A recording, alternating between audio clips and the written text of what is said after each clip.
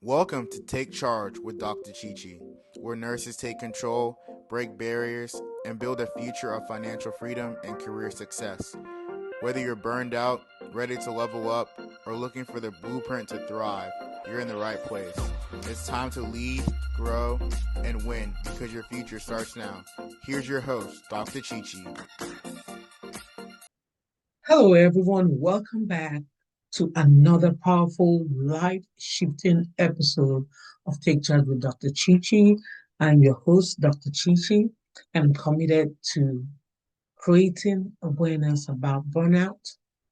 And I am an advocate for returning peace, purpose, and power. And today we are going deep into a brand new kind of burnout that the world has never named until now. So I call it the Disappearing Achiever Burnout. The Disappearing Achiever Burnout.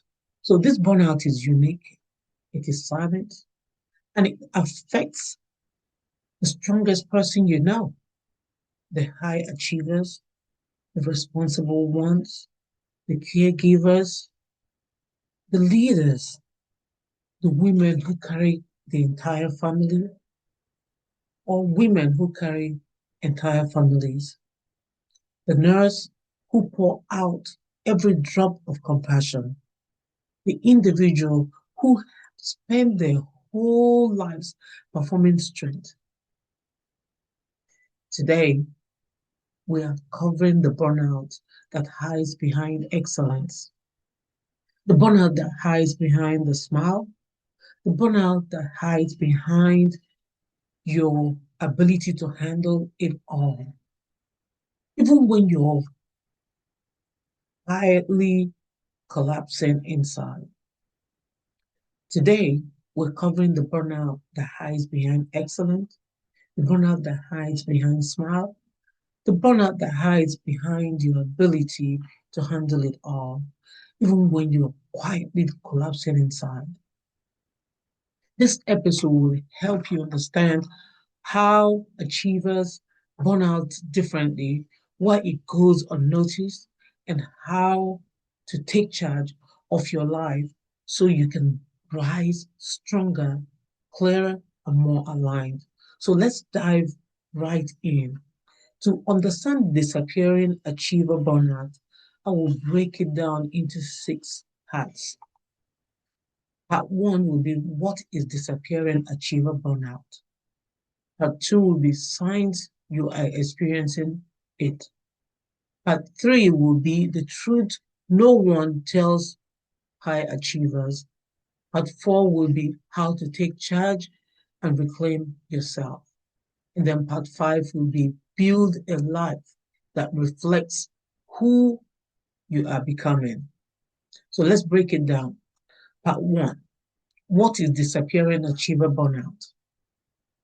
This burnout forms when your identity becomes entangled with your achievements. It forms when your what becomes connected to how well you perform.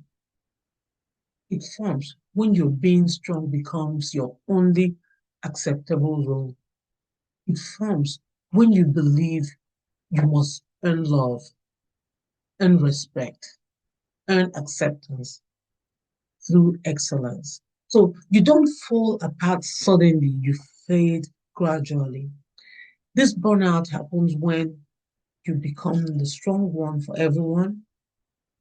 You hold everything together at all time.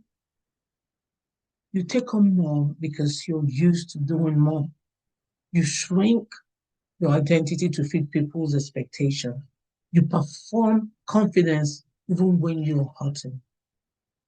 And you forget what you want.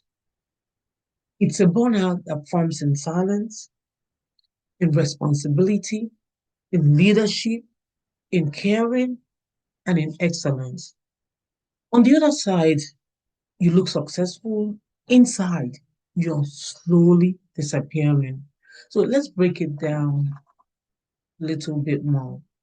Unlike traditional burnout, which is caused by overwork or stress, disappearing achiever burnout comes from being overly responsible your entire life, feeling the need to be strong for everyone, performing success to maintain peace or acceptance, shrinking your voice to avoid conflict, believing you must earn love or respect through achievement, living up to unrealistic internal and external expectations. This burnout doesn't show up in chaos, it shows up in control. So Achiever holds things together so well. They hold it together so well that no one sees the emotional fracture underneath. So what makes this burnout dangerous is that high achievers don't see it coming. They normalize pressure. They normalize overgiving. They normalize overworking. And they normalize being the fixer. So people praise you, reward you, celebrate you, but they never pause to ask one important question. Are you okay? Nobody asks that. And because everyone assumes you're okay, you stop giving yourself permission not to be okay. So this is how the achiever slowly disappears. The first way is emotionally, then mentally, then spiritually, and physically, until one day you wake up and realize you don't recognize yourself anymore. So let's go over to the part two. The part two of it is signs you are experiencing it. So, what are the signs that you see when you're experiencing it? They are the deeper signs of disappearing, achiever burnout. Here, okay, here are the deeper signs of disappearing achiever burnout that people really talk about. Sign one is your achievement feels empty. You accomplish great things, but you feel no joy, no satisfaction, and no connection to your work. And then the sign two is you feel emotionally disconnected. You're functioning, but not living, existing, but not thriving. And then sign three is rest feels wrong and uncomfortable. You feel guilty for slowing down. Like you lay down to sleep, you feel like I shouldn't be here. I should be doing something. I mean, it's like your mind is trained for productivity, no peace. Stillness feels like guilt. And then sign four is you shift to meet expectation. You shrink or stretch yourself to please others. You shift emotionally and socially, and then you adjust yourself depending on what you're around, losing pieces of yourself along the way.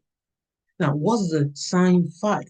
Sign five is that you avoid asking for help because you think you should have it together, or you avoid asking for help because it feels like weakness and you carry emotional burden alone. You carry emotional burden alone because you don't want to burden anyone. What is sign six? Sign six is that people compliment you, but you feel unseen. They see the work you do, but the weight, but not the weight you carry. They see the work you do, but not the weight you carry.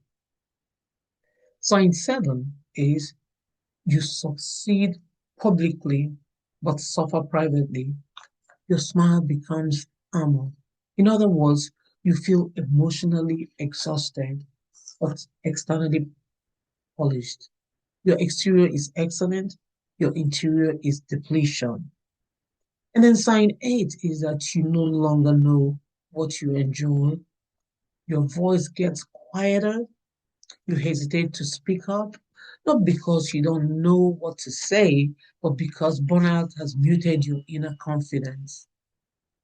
This is identity erosion. That's what I call that, identity erosion. This is how high achievers burn out. These signs show that you are slowly disappearing behind your achievements, and it's time to reclaim you. So let's talk about part three, the truth no one tells high achievers. So high achievers experience a unique emotional burden. You are praised for being dependable, so you never rest. You are valued for being strong, so you don't show weakness. You are admired for excellence, so you constantly perform. You are relied upon, so you carry responsibility alone. You are expected to figure it out, so you minimize your needs. So here's the truth. The more competent you are, the less support you receive. People assume you're fine because you've always been fine. So this leads to the tragic reality that the strongest person or the strongest people are often the most exhausted.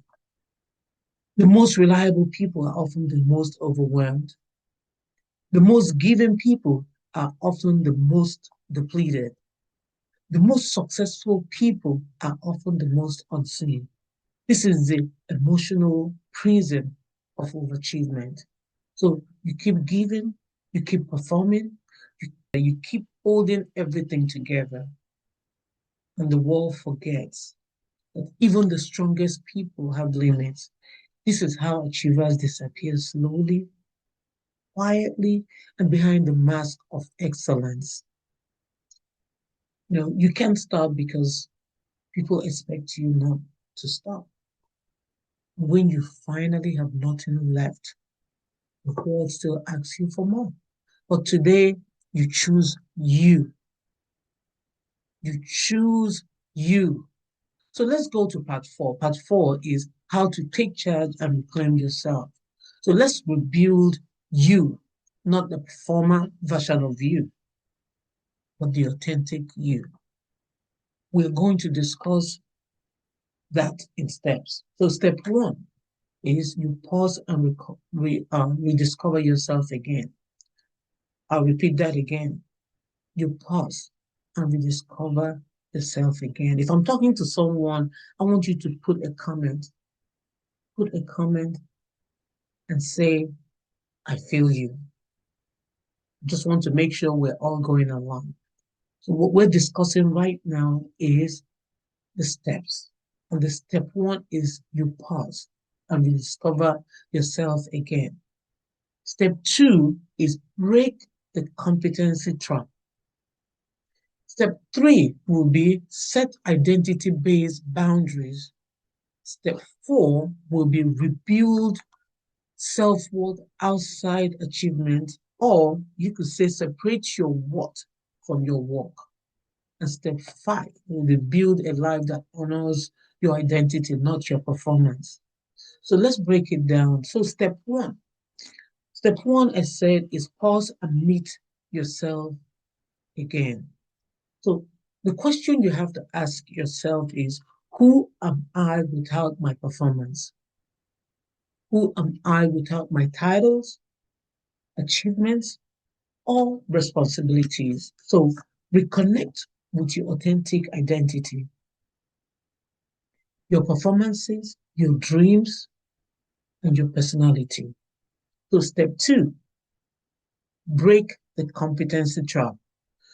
Just because you can do everything does not mean you should. You don't have to carry everything. So what you need to do is release the pressure to be the strong one. So learning to rest is just as important as learning to achieve.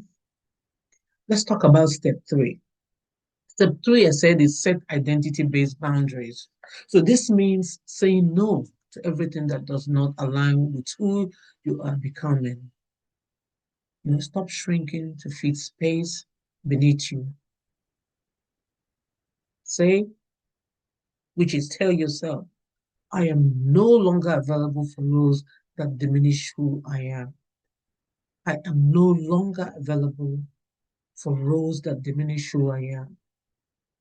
Let's go to step 4.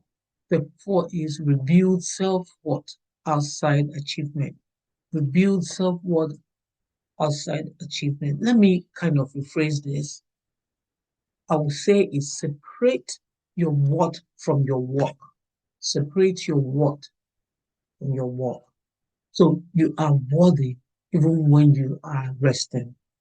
You are chosen even when you are not producing. You are enough even when you pause. Your worth is God-given, not performance-based. So let's talk about step 5. Step 5, you build a life that reflects who you are becoming. That means you should build a life that honors your identity, not your performance. This is your reason of alignment. So choosing environment, relationships, and responsibility that honor your growth, right? You're not disappearing, you're reawakening. So you're not disappearing, you're reawakening. So this is your season for alignment, a season to choose peace, to choose purpose and identity. I usually like to do a faith reflection. For the faith reflection today, we will use Isaiah 43:1, and it says, I've called you by name. I've called you by name. You are mine. So not by your achievements. You weren't called by your achievements. You were not called by your titles. You were not called by your productivity, but by your name. God is calling you back to your identity, rest, and purpose. So God is calling you, and God is calling the real you, not the performer, not the achiever, and not the people pleaser. So He's calling your identity back into alignment. You are not forgotten, you're not overlooked, you're not abandoned. God sees you beneath the responsibility, you beneath the strength, you beneath the achievements, and He's restoring you today. So, for the financial reflection, burnout affects your finances, and your finances affect your burnout. So, when you feel financially stuck, you stay in the environments that drain you. When you lack financial clarity, you overlook to compensate. When you lack financial clarity, you overwork to compensate.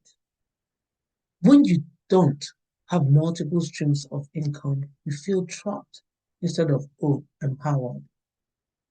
I'll repeat that again. When you don't have multiple streams of income, you feel trapped instead of empowered. So financial freedom gives you choices. Choices give you peace, and peace gives you energy. So I want you to ask yourself, what financial system can I implement today? What financial habit do I need to strengthen? How can I build the kind of stability that supports rest, not pressure? What financial steps can I take to support my well-being? You know what burnout does? Burnout steals your energy and your options. But financial freedom gives you choices, and choices brings peace. Financial empowerment is emotional empowerment. Taking charge financially is an act of self-care. I'll repeat that again. Taking charge financially is an act of self-care. Thank you for joining today on Take Charge with Dr. Chichi. The disappearing achiever burnout is real. It's very real. But so is your power to transform it. You do not have to disappear inside your achievements. You deserve a life that reflects who you are. I'll repeat that again. You deserve a life that reflects who you are, not just what you do. So I want you to share this episode with someone who is silently carrying the weight of being the strong one. I did that for so many years. Burnout is real, my people. Burnout is real. So I want to tell you to stay grounded, stay powerful, and keep taking charge of your peace, your purpose, and your identity. I am Dr. Chichi, and I will see you in the next episode. Thanks for watching, and bye. Take Charge with Dr. Chichi is a brand of Sparkling Star Development Strategies LLC. The information provided is for educational purposes only and does not constitute financial, legal, or medical advice. Financial services are offered independently by Dr. Chichi in accordance with applicable licensing and regulatory standards. Thank you for watching.